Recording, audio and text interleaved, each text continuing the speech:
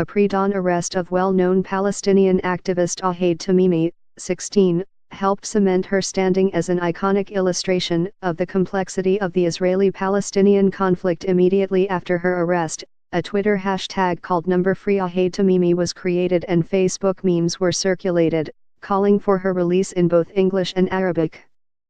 Be the first to know, join our Facebook page.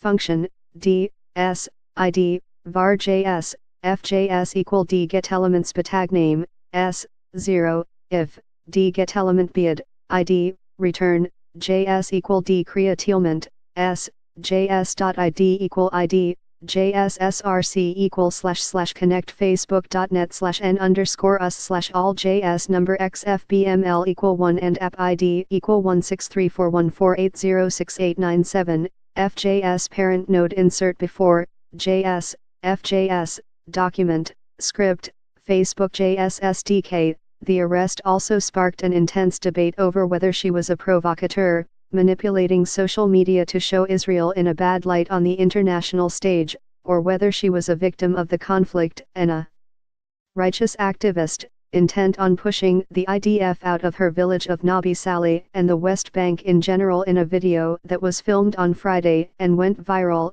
Tamimi is shown slapping two IDF soldiers that stood near her home. The soldiers were immediately chastised by some for their lack of response, and hailed by others for upholding the army's moral values by taking the high road. Palestinian teens filmed slapping IDF soldiers, credit, Facebook/The Israel Project. Early Tuesday morning, the IDF responded by raiding the home and arresting her. Tamimi's mother, Nariman, was detained later in the day when she tried to visit her daughter in jail. According to the police, they are both under investigation on suspicion of attacking the IDF soldiers and incitement and will be held until Thursday. Defense Minister Avigdor Lieberman said, "No one involved, not only the girl but also her parents and those around them, will escape from what they deserve." IDF arrests Palestinian teen Ahed Tamimi, credit, IDF spokesperson. The IDF is the most humane army and operates under values that do not exist anywhere else.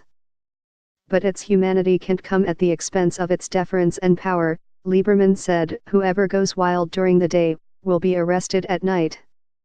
This is also an important message, he said. The pro-Israel group Stand With Us, as well as centrist and left-wing politicians, lauded the soldiers for keeping their cool. Mk Merav Micheli, Zionist Union, tweeted, "The first thing on my agenda is to say thank you to the soldiers who stood with honor against the Palestinian girls who tried to attack and humiliate them."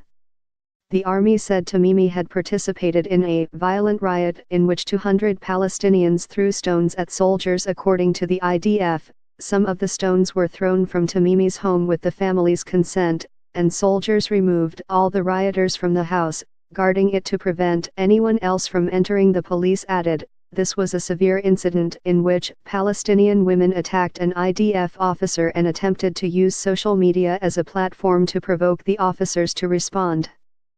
But Tamimi's family and friends explained on social media that the incident occurred after her cousin Muhammad, 15, had been shot in the face by an IDF rubber bullet and soldiers had raided their home.